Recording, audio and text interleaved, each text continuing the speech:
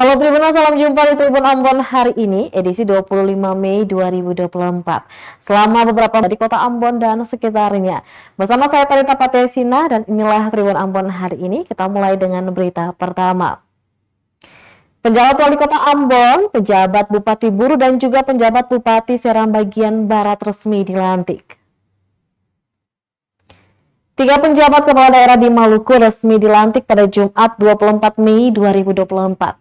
Ketiganya yakni penjabat Wali Kota Ambon Domingus Nikodemus Boykaya, Ahmad Jais Eli sebagai penjabat Bupati Seram bagian Barat, dan Syarif Hidayat sebagai penjabat Buru.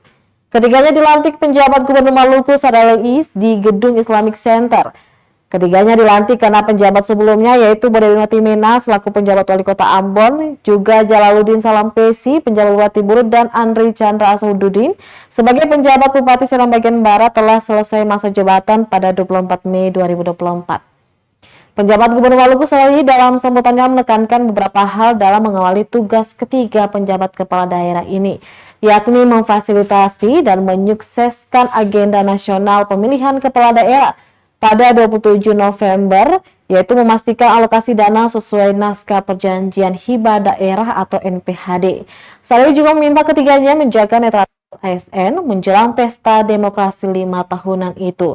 Netralitas ASN adalah sebuah keniscayaan bukan hanya ketiga daerah, tetapi lingkup pemerintah daerah Maluku dan semua kabupaten kota se-Maluku.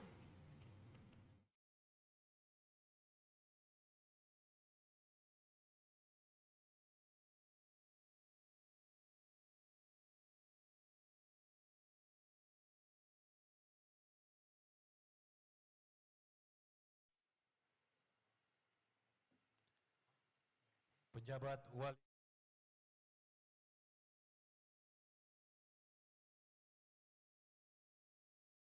Festival Al-Mulk sukses pamerkan artefak peninggalan Nabi Muhammad. Festival Al-Mulk yang menampilkan artefak peninggalan Nabi Muhammad SAW resmi ditutup pada Jumat 24 2024 semalam. Acara penutupan tersebut secara resmi dilakukan oleh penjabat Gubernur Maluku Sadali di Auditorium Universitas Patimura Ambon. Dalam sambutannya, penjabat Gubernur Maluku Sadali menyampaikan rasa terima kasih dan penghargaan kepada panitia yang telah sukses menyelenggarakan festival ini.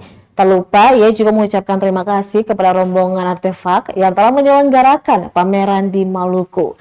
Lebih lanjut, penjabat Gubernur Maluku berharap dari pameran ini terbangunnya rasa cinta. Selain itu, penjabat Gubernur Sadali juga meminta maaf atas segala kesalahan atau kata-kata yang mungkin disampaikan secara tidak sengaja dan menyinggung perasaan selama berlangsungnya festival. Ia juga mengingatkan bahwa sebagai manusia, kesalahan memang tak terhindarkan. Sadali juga mendoakan para rombongan artefak yang akan kembali ke Jakarta beserta tim penyelenggara. Diketahui acara pameran ini berlangsung dari tanggal 13 hingga 24 Mei 2024. Untuk penutupan acara berlangsung dari pukul 20 hingga pukul setengah 1 waktu Indonesia Timur. Acara penutupan ini berakhir dengan diberikan plakat kepada Gubernur Maluku dan Rektor Universitas Patimura Ambon. Tim artefak juga memberikan bingkisan berupa kiswah Ka'bah hijau kepada penjabat Gubernur Maluku. Sementara itu, pantauan Tribun.com di lokasi terlihat sana begitu ramai, mulai dari anak-anak hingga orang tua memadati Auditorium Universitas Patimura Ambon. Tak sedikit yang bersedih hingga mengucurkan air mata saat penutupan festival itu.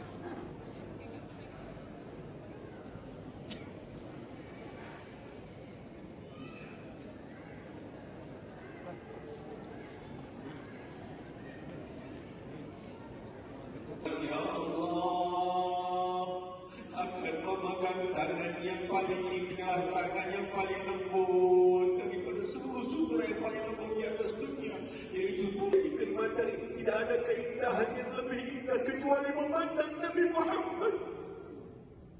Ya Allah, ya Allah, ya Rabbi, nanti meskipun akhir ini sudah pulang nanti, ya Rabb, karuniakan sesiapa yang pernah menyentuh sorban itu, menangis, mencium sorban itu, ya Rabb, yang di hadapan kami, karunia Muhammad. Akankah itu kami yang dirindukan Nabi Muhammad?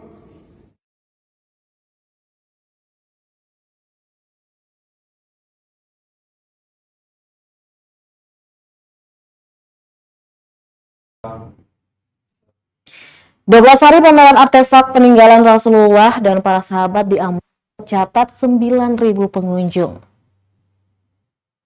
Pameran artefak peninggalan Rasulullah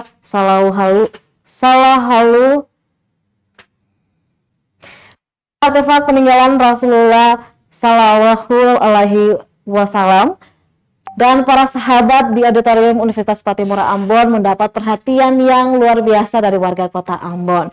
Hal ini bisa diketahui dari jumlah pengunjung yang mencapai 9.000 orang.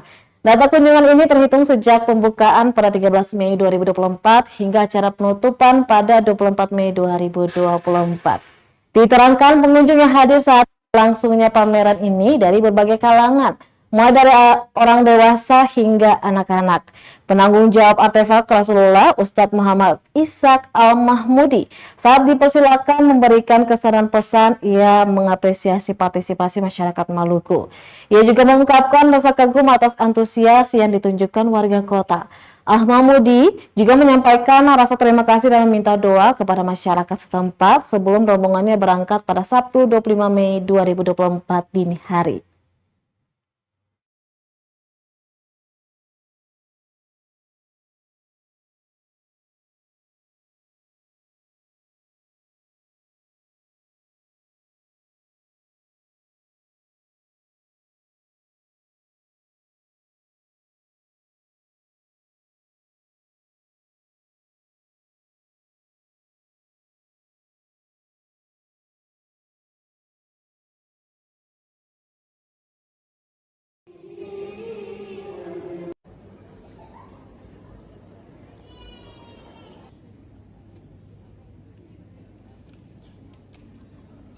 اللهم صل وسلم على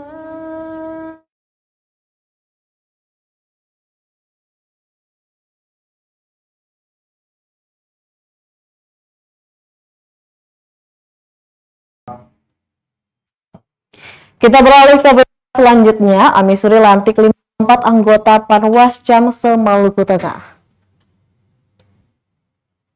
Ketua Bawaslu Kabupaten Maluku Tengah, Amisuri, melantik 54 anggota pengawas kecamatan atau Panwascam pemilihan kepala daerah pada 2024. Pelantikan berlangsung hikmat di Balai Leo Institut Soekarno, Kota Masohi, Sabtu 25 Mei 2024. Pelantikan dihadiri Ketua KPU dan di Masohi dan Asisten Ketua Setda Maluku Tengah. 54 anggota Panwascam itu dilantik berdasarkan pengumuman nama-nama terpilih anggota Panwaslu Kecamatan dalam pemilihan tahun 2024 tertanggal 23 Mei 2024. Mereka dilantik terdiri dari 37 anggota Panwascam dari jalur existing dan 17 lainnya adalah anggota yang baru direkrut lewat jalur tes kompetensi. Amsuri berharap seluruh Panwascam yang telah dilantik menjunjung tinggi integritas dalam tugas pengawasan. Dijelaskan dalam jajaran pengawas dari tingkat pusat hingga kabupaten kota masih minim, perbandingannya 1:7. Karena itu pengawasan partisipatif yang menjadi strategis pengawasan perlu dilakukan dengan sinergitas bersama stakeholder, OKP, dan lain.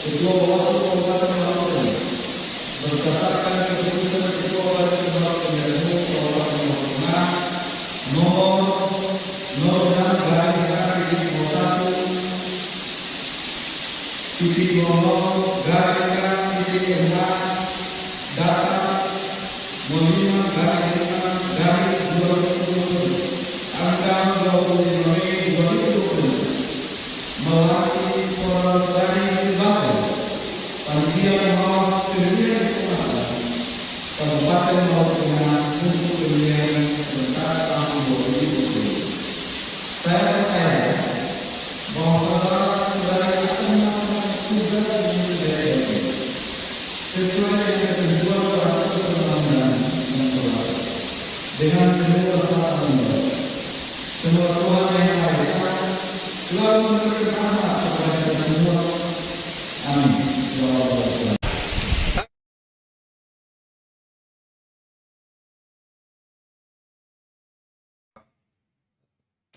Pedagang hewan kurban di Kota Tual mengaku masih sepi pembeli.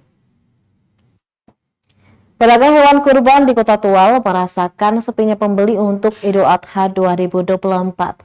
Pasalnya terhitung sudah 3 pekan menjelang Idul Adha belum kunjung ada orderan dari calon pembeli. Tom, salah seorang pedagang hewan di Jalan Maren 4, kawasan BTN Koperasi, mengatakan sepinya pembeli hewan kurban bisa jadi indikasi melemahnya perekonomian masyarakat. Kebanyakan, kata dia, hewan kurban didatangkan dari Kabupaten Maluku Barat Daya dengan harga variatif tergantung berat dan juga ukuran.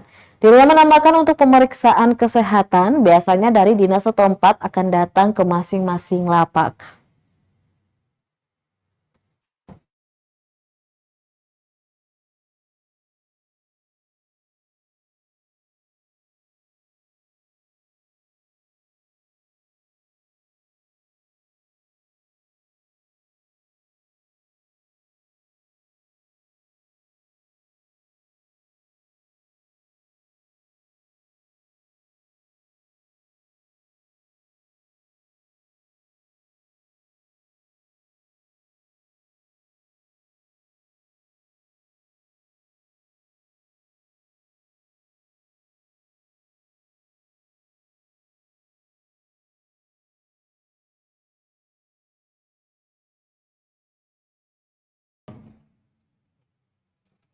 Penuhi ketersediaan hewan kurban menjelang Idul Adha di Maluku Tenggara berdayakan pokok peternakan.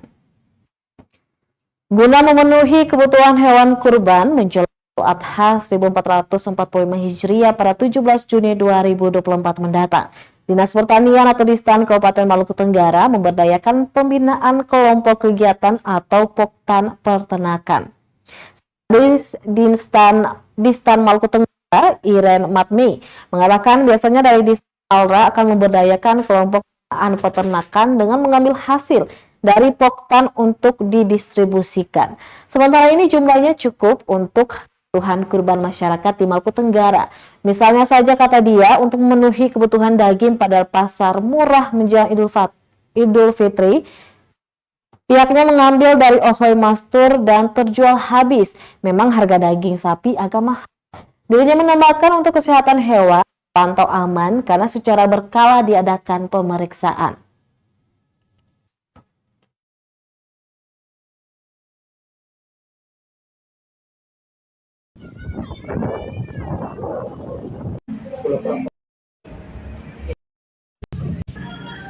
Ketong pertanian memang untuk menyongsong Idul Adha nih ketong tidak melakukan penjualan. Itu pun kalau ada permintaan, ketong bisa langsung berhubungan dengan teman-teman kelompok yang tersebar di Okoy yang ada yang tadi kita telah sebutkan 10 kelompok itu. Kemarin untuk pasar murah kita ambilnya dari Mastur itu 2 ekor dan semua terjual habis. Memang harga untuk sapi itu memang dia agak sedikit mahal, bisa berkisar 100 sampai 150 juta. 150.000 per kilo. Tapi kalau untuk per ekor itu berdasarkan besaran. Ya. Berapa kilo satu hewan itu ada berkisar dari 11 sampai 15 juta per ekor. Siap. Dari dinas, kalau dari dinas untuk yang dinas belum sampai dengan saat ini belum ada permintaan. Siap. Stok banyak untuk 10 kelompok itu. Nanti biasanya kalau dari dekat berarti turun habis.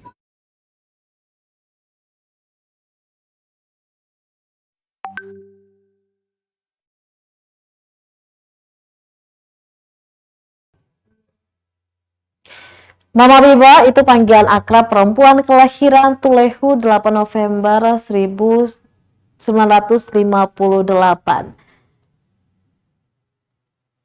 Di Tulehu tak satu orang pemilik nama panggilan itu sehingga menjadi kebiasaan warga menyematkan latar belakang pekerjaan untuk mempermudah identifikasi seseorang. Mama Biba nasi pulut siram, segitu nama panggilan lengkapnya.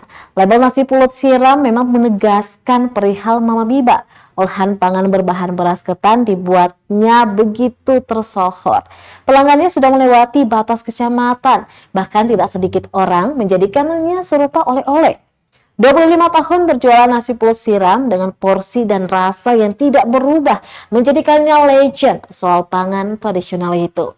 Pulut yang dibaluri serikaya dan air gula merah di atas parutan kelapa selalu meninggalkan jejak di lidah. Setiap harinya Mama Biba itu bisa menghabiskan sekitar 15 kg beras ketan untuk usaha kulinernya ini. Atau untuk satu karung beras hanya terjual dalam kurun waktu paling lambat 3 hari saja. Tehu Pelasuri bahkan bisa meraup keuntungan 1 juta atau bisa kurang atau bisa lebih tergantung kondisi dari hasil jualan kulinernya ini. Sukses memanjakan lidah pelanggan kurang lebih sejak tahun 1999 hingga sekarang, ternyata Mama Biba tak pakai modal awal untuk mengawali bisnis kulinernya.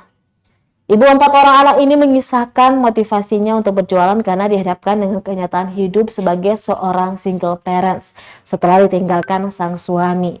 Untuk memulai jualan, ia tak punya modal untuk membeli beras ketan. Akhirnya wanita parubaya itu meminjam karung beras ketan berisi 70 kg pada salah satu toko di daerah sekitar dengan perjanjian dilunasi setelah jualannya laris. Di zaman itu 1 karung beras ketan masih dihargai Rp10.000. Setelah meminjam sekarung beras ketan, Tehu Pelasuri kemudian menanak butiran-butiran beras itu untuk diolah sebagai nasi, pulut, siram, dan dijual kepada warga sekitar. Laris manis terjual, Mahabibah kemudian melunasi pinjaman 1 karung beras yang diambil sejak awal, agar kemudian bisa mengambil beras lagi. Kini usaha kuliner yang dijajakan secara sederhana di atas meja kayu berukuran 1,5 kali 0,5 meter tepat di depan rumahnya itu telah berbuah manis. Berbagai pelanggan dari segala penjuru, baik dari kota Ambon, Pulau Seram, hingga ibu kota negara, yakni Jakarta, sudah mengetahui kelezatan kuliner nasi pulut siram itu. Jerih payahnya itu telah membawa kesuksesan tersendiri bagi anak-anaknya, di mana 1 di antara 4 anaknya berhasil menjadi seorang prajurit TNI, sementara 1 anak lainnya berhasil meraih gelar sarjana pada salah satu perguruan tinggi. Tak hanya itu, wanita berusia 66 tahun itu juga bisa menjalankan ibadah umroh lewat hasil jualan nasi pulut siram ini.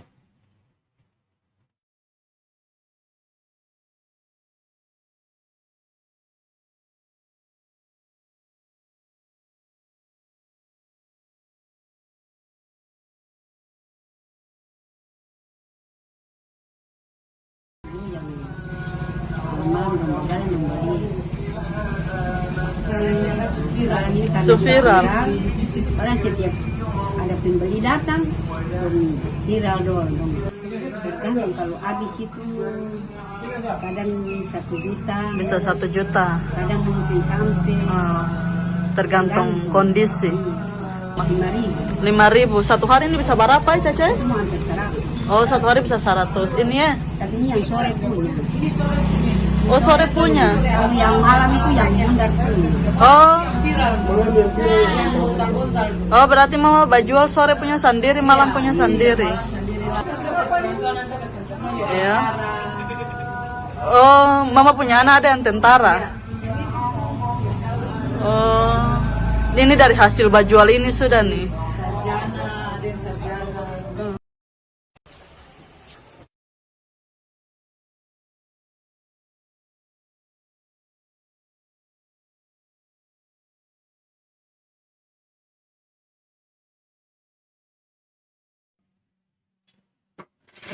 Baik Tribuners, demikianlah Tribun Ambon hari ini, edisi 25 Mei 2024.